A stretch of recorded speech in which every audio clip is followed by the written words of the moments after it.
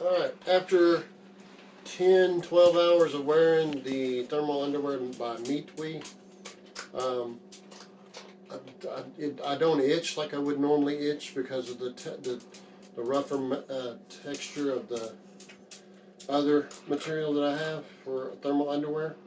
My hair would start itching, when I take them off, and I'd be itching. You can feel like at the top of the socks area, tight.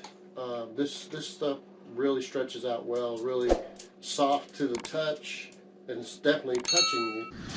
So yeah, I'm going to recommend it. It's pretty good. It's better than anything I've ever had.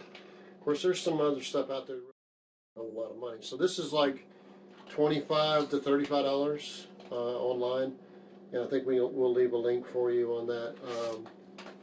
So if you want an alternative to something that's rougher on the skin, this is pretty good. See ya. Okay, I forgot to say there's a service card in the bottom. It says get a surprise, just contact us over Facebook, so you can get a full run, get a gift, I guess. I don't know. I'm going to find out. I'll let you know. But it says something about Bluetooth earphone and fitness tracker.